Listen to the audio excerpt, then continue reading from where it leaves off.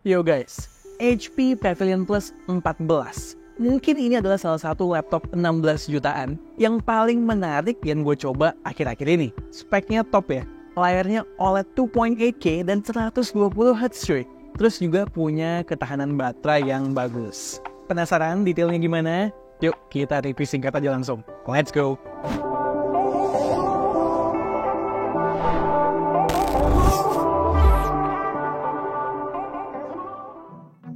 Yang simple-simple namun menggiurkan dulu. Spesifikasi. Yang gua review kali ini adalah yang menggunakan AMD ya guys. Speknya pakai Ryzen 7 7840U, 16GB RAM, 1TB SSD, dan layarnya 14 inch OLED. Yes, OLED. Senang nih gue, makin kesini pilihan laptop dengan layar OLED sudah semakin berlimpah. Ryzen 7 7840U-nya juga makin bikin penasaran untuk dicoba. Prosesor ini diklaim yang tercepat di sebuah laptop ultra thin, serta sudah mempunyai dedicated AI chip dalam bentuk Ryzen AI. Gimana? Tergiur? Mari kita lihat lebih jauh.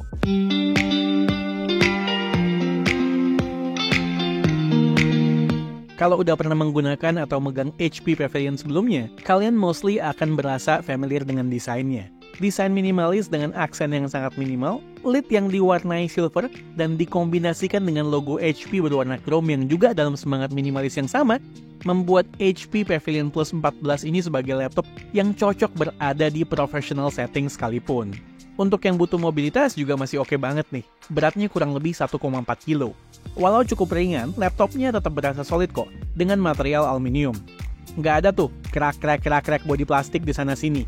Tapi perlu di-note aja ya, lidnya ada fleksibilitas dikit, namun masih fine banget. Overall dimensinya juga sesuai laptop 14 inch kekinian dengan ketipisan di bawah 1,9 cm. Kalau ada kritikan kecil soal desain, itu adalah setelah laptopnya dibuka.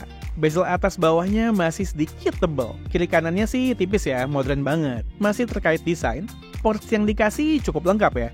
Di sebelah kiri ada headphone jack, port USB-A, dan di kanan ada satu full size HDMI, satu USB-A, dan dua USB-C. Di mana salah satunya dipakai untuk ngecas laptopnya dengan charger bawaan yang sudah memakai protokol USB Power Delivery. Mantap nih!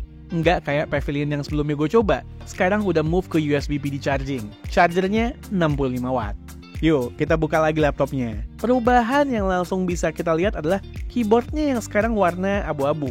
Nggak lagi ikutan silver kayak bodinya. Ini bikin ngetik lebih nyaman menurut gue, karena ada kontras yang jelas antara keys dan body. Kalau terlalu nyaru, kadang sulit melihat backlightnya ya. Keyboardnya sendiri enak banget. Ada traveling distance yang cukup, lalu feedbacknya ketika dipencet berasa empuk dan nggak murahan sama sekali. Yang gue kurang suka adalah touchpadnya yang ada feel, nggak biasa lah feedbacknya.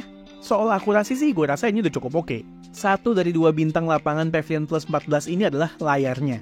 Layar OLED beresolusi 2.8K dengan refresh rate 120Hz. Goks banget ini layarnya, bener-bener memanjakan mata.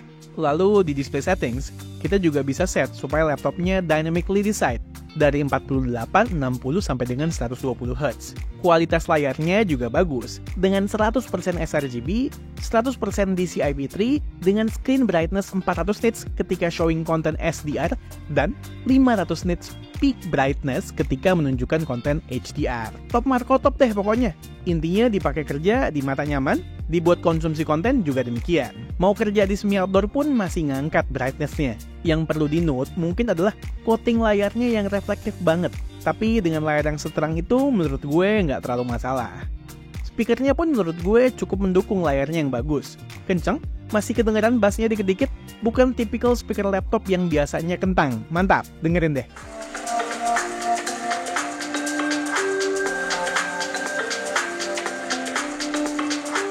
Webcamnya bisa merekam di resolusi 1440p. Nice ya. Kamera 5 megapikselnya ini nggak cuma bagus di atas kertas juga, namun secara result outputnya juga not bad sama sekali untuk sebuah webcam yang built-in di sebuah laptop. FOV-nya pun ini kalau gue perhatikan cukup lebar ya. Tapi lagi-lagi ya namanya webcam di laptop tetap sebaiknya digunakan di situasi kondisi pencahayaan yang ideal. Seperti ini kurang lebih. Nggak lupa di atas webcamnya itu ada physical shutter ya buat matiin akses ke kameranya. dan juga sudah mendukung fitur Windows Hello. Terus buat mic-nya kurang lebih ini gue merekam di situasi kondisi outdoor seperti yang bisa kalian dengarkan seperti ini. Nah, kalau untuk mic-nya gimana? Coba komen di bawah deh.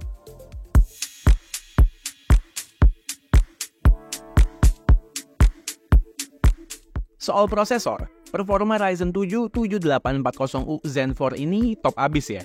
Proses fabrikasinya 4nm, paling advance nih, buat prosesor seri X86. Dan juga cuman prosesor ini dari lini X86 series yang dibekali dengan dedicated AI engine, namanya Ryzen AI. Secara spesifik, fitur ini akan membantu kerja 3 fitur dari Microsoft Studio, Automatic Framing, Eye Contact, dan Background Effects. Automatic Framing berguna untuk follow pergerakan kita supaya tetap in frame. Eye Contact membuat mata kita seolah tetap melihat ke kamera, walaupun sebetulnya lagi membaca sesuatu di monitor misalnya. Dan Background Effects berguna untuk membuat background out of focus. Jadi pada dasarnya, Ryzen AI ini punya power yang dedicated untuk menjalankan fitur di atas tanpa membebani kinerja dari CPU maupun GPU.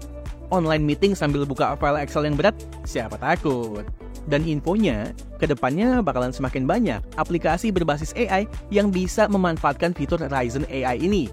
Jadi, laptop HP dengan Ryzen 7 7840U ini harusnya future-proof. Buat kerja dan dipakai daily, dipastikan kenceng. Buka multiple tabs, aman. Multiple window untuk para multitasker juga lancar berkat RAM-nya yang lega. Berikut ada beberapa benchmarks yang sudah gue lakukan.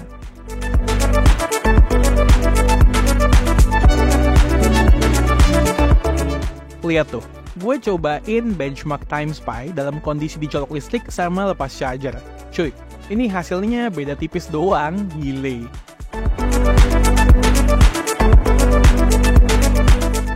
Kemampuan performa ini juga tercermin pada gaming. Nah, ini kombinasi antara prosesornya dan iGPU Radeon 780M dengan RDNA 3 membuat gaming possible di sini, bahkan dalam keadaan lepas charger sekalipun. Main Valorant bisa dapat 90 sampai dengan 110 fps di settingan tertinggi dengan resolusi full 2.8K sambil dicas.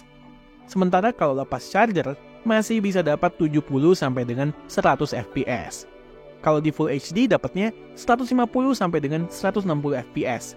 Sementara kalau on battery bisa dapat 110 sampai dengan 150 fps.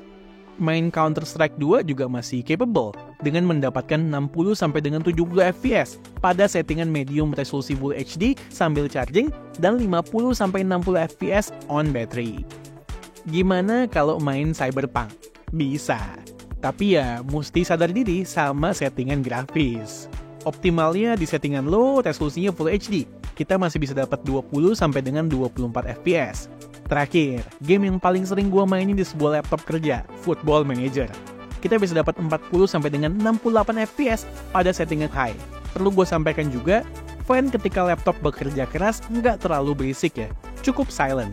Buat yang berencana menggunakan laptop ini secara mobile, ya nggak usah khawatir lah.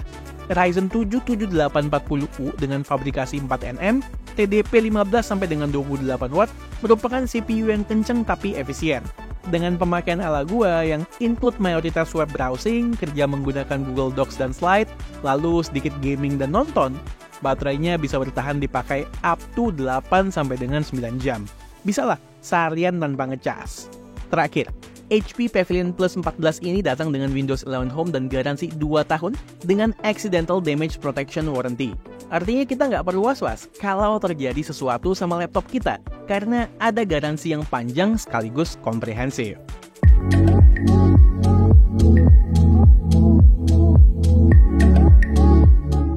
Oke, HP Pavilion Plus 14. Gue suka sama laptop yang satu ini, karena overall package-nya sangat menarik buat gue. Terutama, performa dan efisiensi prosesornya yang berpengaruh langsung kepada ketahanan baterainya yang baik. Serta layar OLED 2.8K high refresh rate-nya juga. Ya jadinya buat harga 16 jutaan, laptop ini worth it banget. Oke, sekian aja video dari gue kali ini. Gue Satish, and this is K2G. Tunggu reaction kami yang berikutnya. Bye guys!